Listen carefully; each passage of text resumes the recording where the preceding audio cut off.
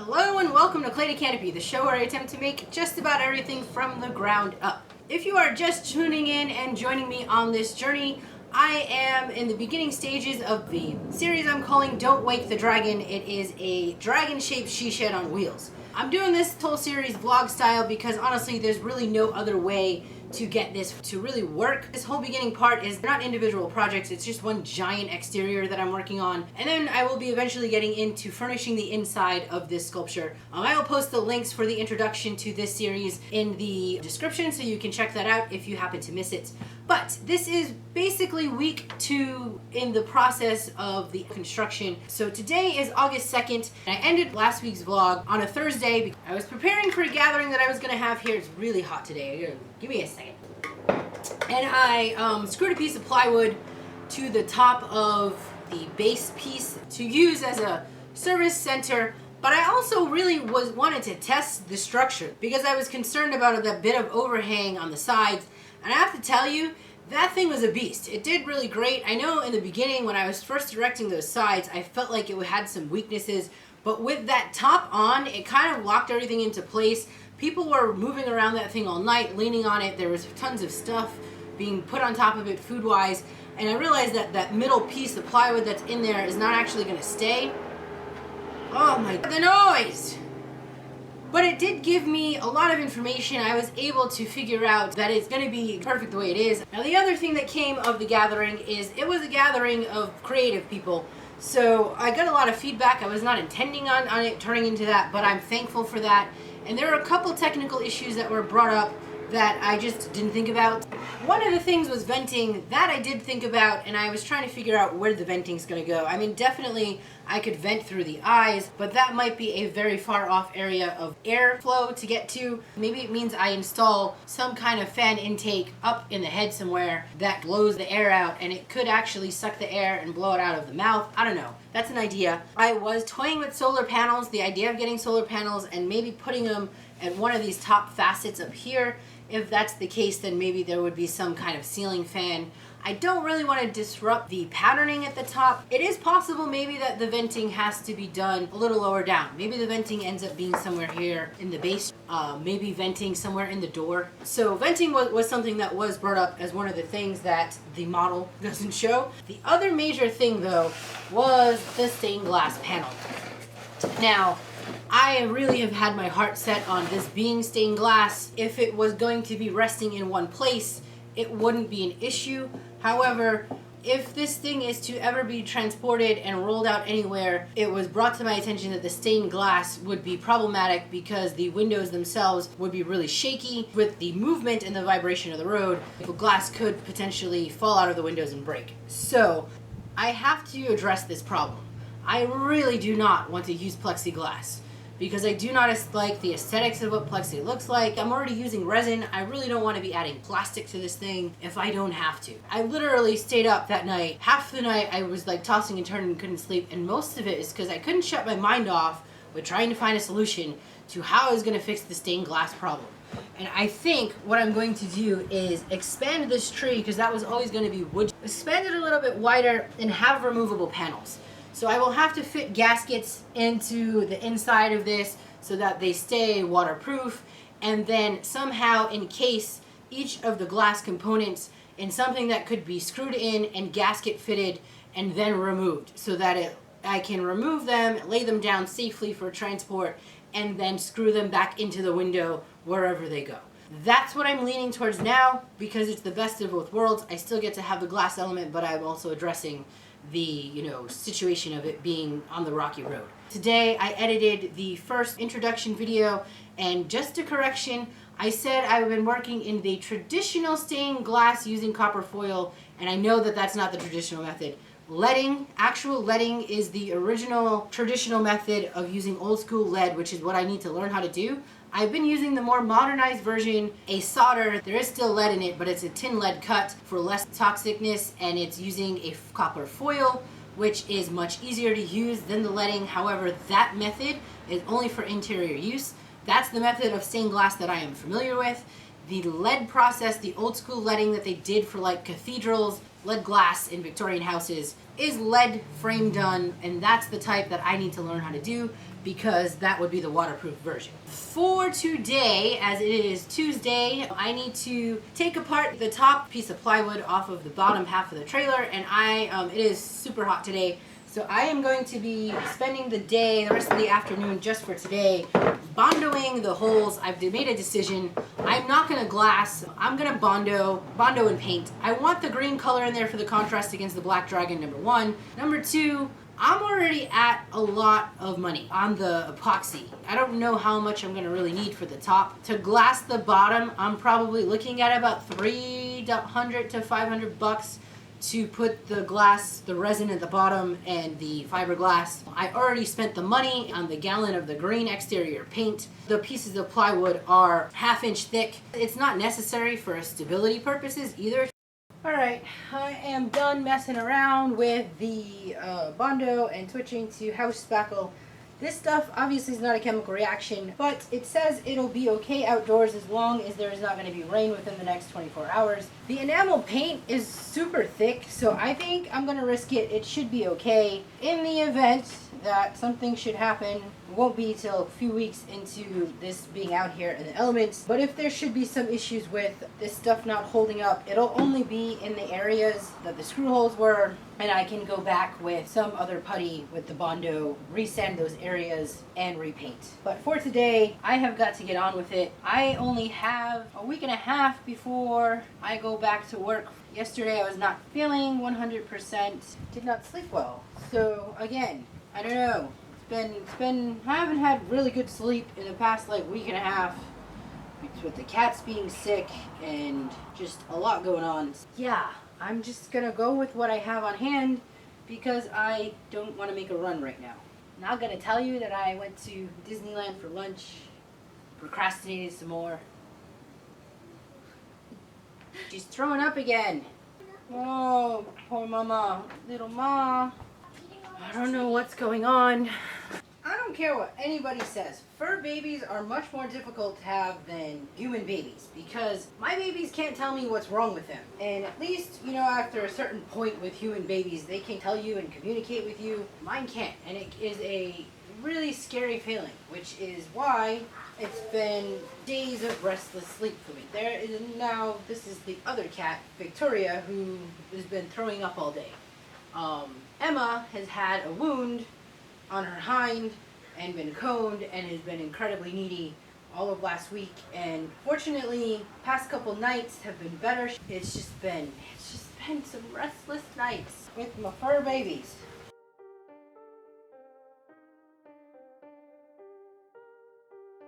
I'm going to temporarily remove the fenders so I can get into paint and fill holes.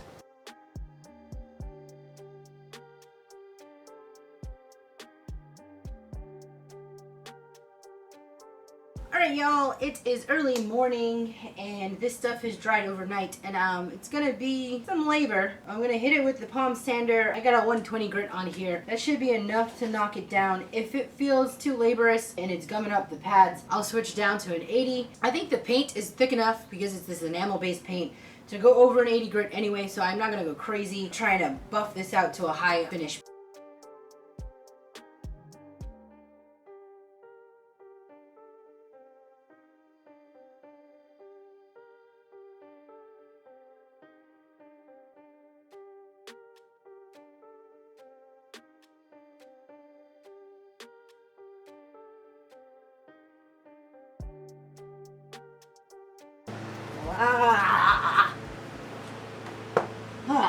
Alright, well, I've gone over everything with a damp cloth, used the air compressor to blow out spots. Ground is dusty right now, but I think I'm going to leave it. That way, in case I drip any paint, the dust will add a layer and it'll be easier for me to clean. I probably should put something under it as I go. In a big job like this where I have to kind of move things around, I usually like to just stick a sheet of cardboard down under where I'm working. It's a lot easier to pick up and maneuver rather than trying to deal with a whole bunch of plastic. So that's going to be my plan if I can find some cardboard.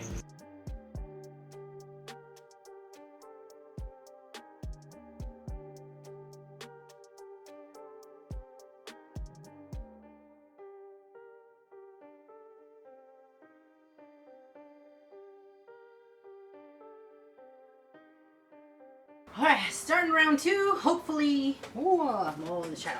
I am starting coat number 2. Hopefully number 2 will be enough. If not, I'll give it a third. I have plenty of paint left, so I was a little worried about that because the bottom soaked up so much, but I think I should be good.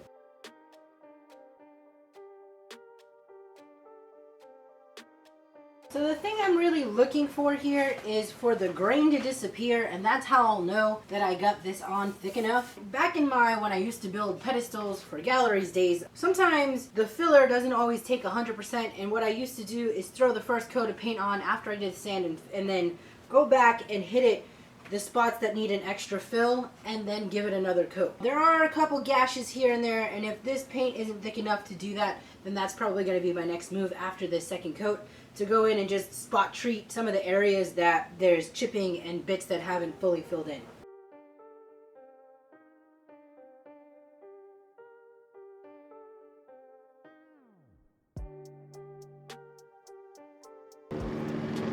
Here you go, y'all. This is why it's freaking noisy all the time around here.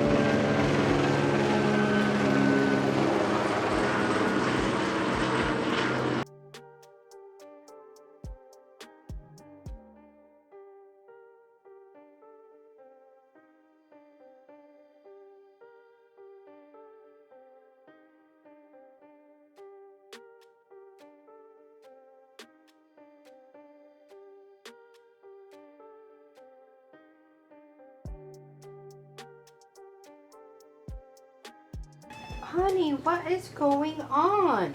I'm here. Okay. I know. What's doing?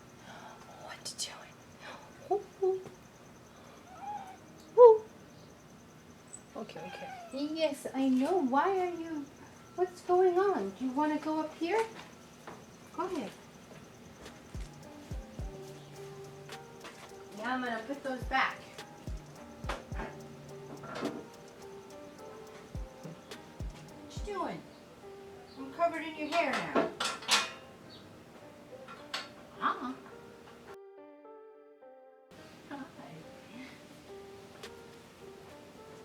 What you doing? What's doing?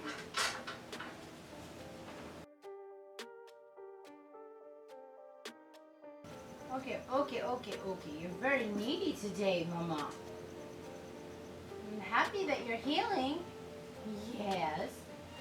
I know. Hi.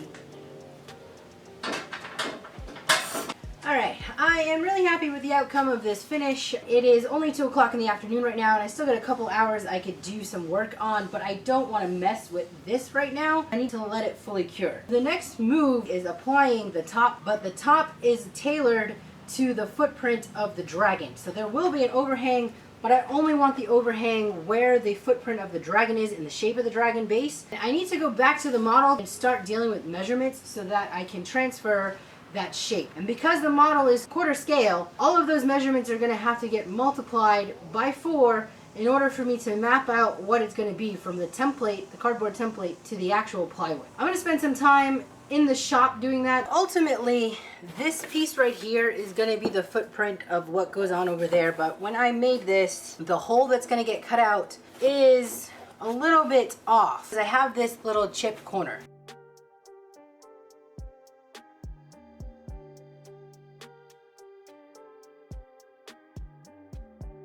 Well, last night I had to think on things, and apparently I was having a total brain fart at wanting to run the 4x8 this way with the 8 going this way. And since I have the 2 feet up here where I need it to be one piece up here in a 2-foot section, these are basically independent long sides that I can do if I deal with running it up the ripboard. So what I had originally planned was smacking this sideways and then cutting chunks inside here, which was a ridiculous idea.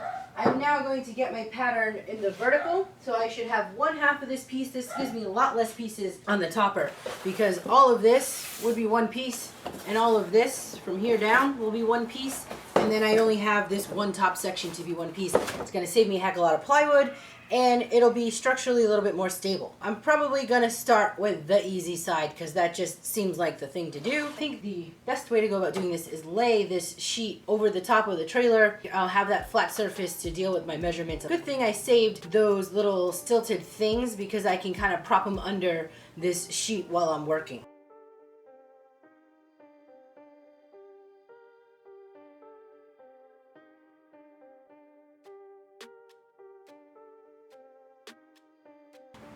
You know, when you work alone a lot, you gotta find solutions on how to deal with giant cuts and things like that. I originally built breakaway tables in my studio thinking that it would be great for dealing with cuts because I don't have room for a panel saw. I could split the two halves away and then make my rip cut down the middle. Picking up a giant sheet of this size is not practical for me. It's difficult for me to maneuver a large sheet on my own. You kind of gotta do what you gotta do, and rigging up this so that when the runoff falls off, it'll hit that piece. Saw horses and the wood that I built up under it should give it a decent landing, so that way I can continue the cut and not have to worry about having second hands, in theory.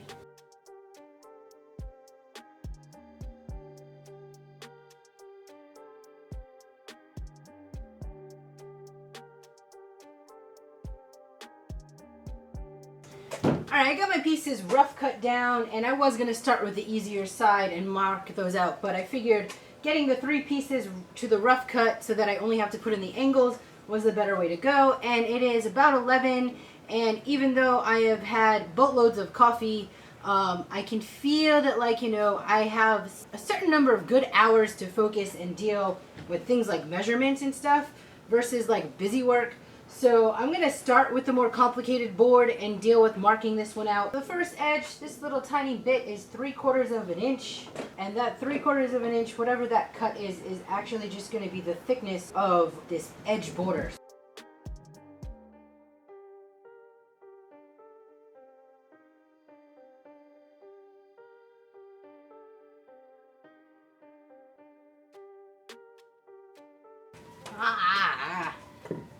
Alright, I got the pattern all marked out. I'm going to go ahead and begin cutting the pattern out, and I'll be using a combination of the jigsaw and the circular saw. I think what I'm going to do though is relieve some of this weight with the jigsaw first, just because it is a little easier to handle, and then I can go back in with the circular saw and get a straighter cut. Alright, so the way I need to cut off this edge, this saw needs to be in the opposite direction because it's going to come from here, which means that the motor is going to knock into the way of the clamps. So in order to alleviate that, unfortunately, I did double stick tape one area, but I'm going to just screw the piece of poplar to the plywood instead of clamping. This way I can move the clamps out of the way. The downfall of that is I'm putting holes in the plywood that's going to eventually have to get filled. Not really that big of a deal since this entire thing's getting stitch and glued and there's going to be holes running through it that are getting patched with epoxy anyway. The only thing is a bummer is that this is a decent piece of hardwood that I'm going to be putting holes through. So, but whatevs, the sacrifices we make for our projects.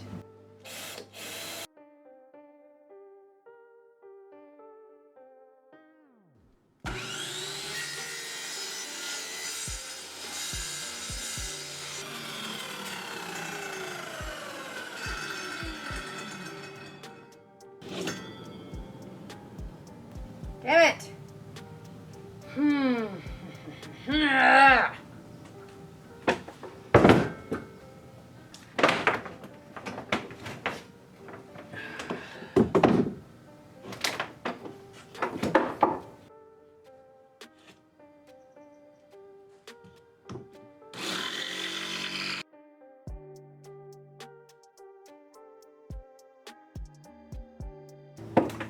Alright, plan B. The motor still hit the damn thing anyway.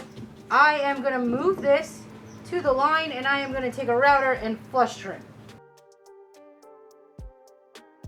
At the moment I'm trying to check to see how much give this center has of push, because I need to push the router up against it. If it pushes too much, I'm going to end up with a janky line. So I'm going to end up plowing in some more screws that I have to do because I have no choice.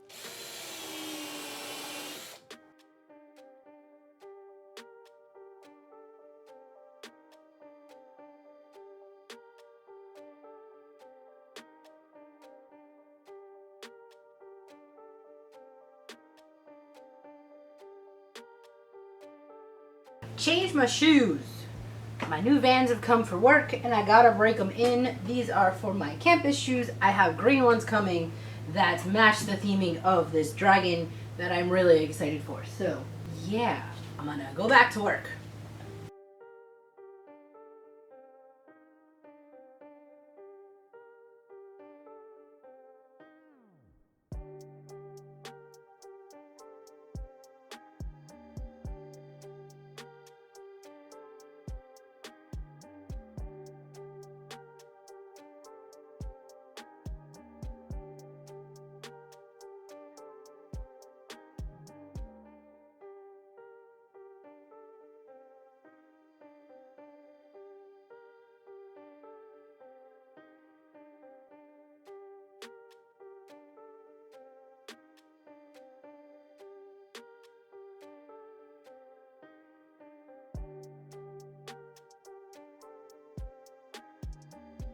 Looks like one of the measurements was a little wonky and I screwed it up when I went to add the top. I keep redoing numbers over and over and over again. It is time for me to call it. It is 4 o'clock. I am going to stop touching it and look at those bits in the morning. I already know that there's one section where I'm going to have to actually alter the physical piece.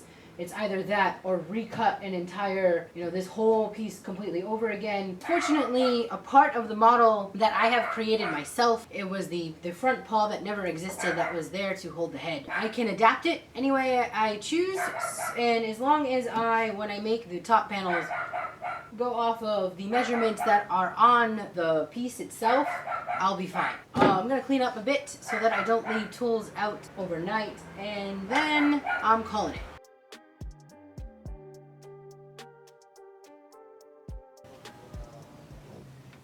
Alright, it is a new morning and I'm taking a stab at redoing those measurements. Clear to me that this is slightly off, but we're gonna try and make the most of it.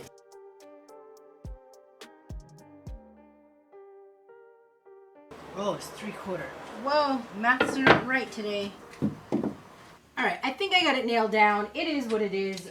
Wherever it lands, I'm just going to take those measurements to use when I start building up the side walls. Before I cut a shape, I'll just confirm with what I have in the actual, make sure that that line matches, and then go ahead and cut the shape from there.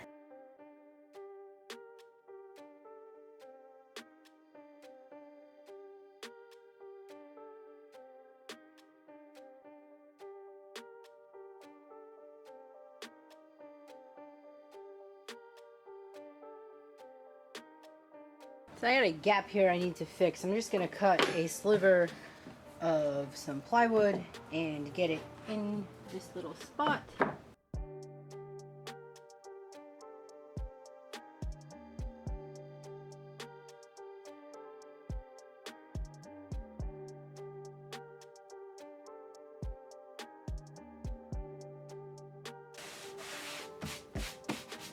So I'm going to leave this the way it is. When it comes time to start glassing, I will fill this bit with some epoxy. I don't want to do it just now. The epoxy is going to be messy. Anyhow, I'm going to get cleaning up some of this mess I made, and then there's another issue that I really want to address at where the entrance is. The flex on here is driving me nuts. I'm gonna go ahead and reinforce this tip. This is only up until where the trailer starts. The trailer itself has a lot of support back there, but there's this one void and I thought it would be enough, but as this is the entrance and I keep going in and out of here and I keep watching this flex, it's driving me insane and making me really nervous. In a perfect world, I would have not been so cautious and just do more of the 2x4x10s and ran 5 of them all the way across. I was trying to save and trying to use what I had. That was clearly a mistake. If I could take this apart and run 2 more long ones instead of where those 2x6s are, we're too late now. So I'm going to take what I have of the 2x4s, get them in here, and then I will have to take another piece of something, some plywood or something, and run them underneath across all 5 of the members to secure it in, and that hopefully will give me enough support on this tail end where this flex is happening.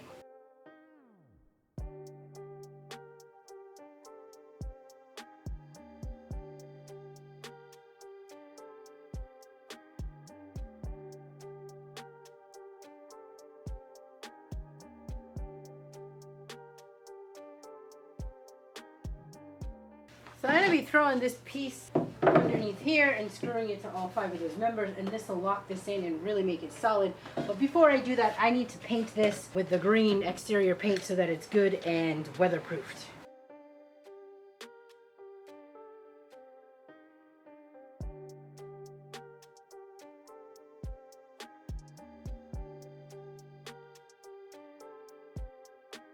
Y'all, the dragon shoes, they have arrived. I'm so excited. And I'm a big dork. Alright. Where we at? So, I think this is dry enough for me to attach to brace that, and I'm not in the frame. Hi. This piece is dry enough. Oh, and I missed this spot. I went around to do all of, except for this spot, the edges. I just had some lunch, as you can tell. Usually when I've just had lunch, I have that moment of, oh, I ate too much, and I'm like, just barely functioning. It's totally opposite of what it should be. Anyhow, I'm going to attach this and then get the rest of that paint on. I also am going to, probably before I attach that paint, there's a bit of gapping in some areas as I was going over it. So I'm going to hit it with some filler so that I can do the final coating of paint. Then I would like to make some filler using epoxy and wood flour that I got. So I'm going to test that out, fill in all of these top holes so that way it'll be ready to go for a final sand, and anywhere that I miss the paint and get some of this green up on the top edge, I will sand off because I want to leave the top surface natural. There's going to be some areas where you will see it on the inside, and I think it'll just be a heck of a lot easier if the entire thing of just the top surface is left natural. The other thing is becoming a pain, and I'm a shorty. This step, this piece of wood that I've been using to step up and onto here is a little bit too low. So I think before I move any further, because this is going to be a lot of in and out, I'm going to use some of that scrap plywood that came off of the edges and build a little step.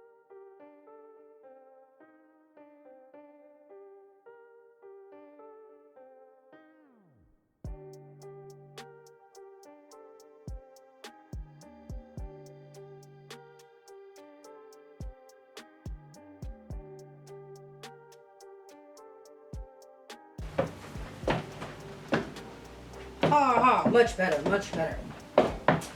Happy, happy, happy.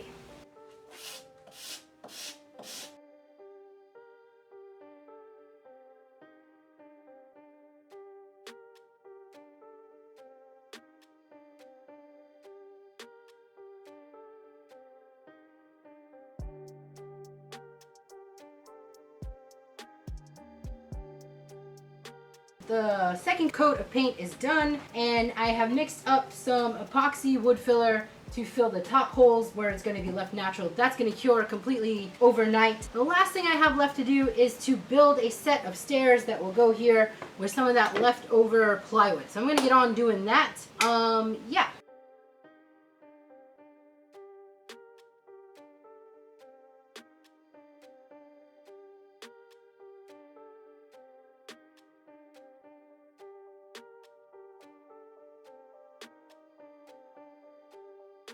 Alright y'all, I think these steps are gonna do the trick for me. I think that's gonna be it for this vlog for week number 2. I hope you enjoyed watching this video. Please like, share, and subscribe if you have not done so already. Stick around to watch this project all come together. And remember, don't wake the dragon.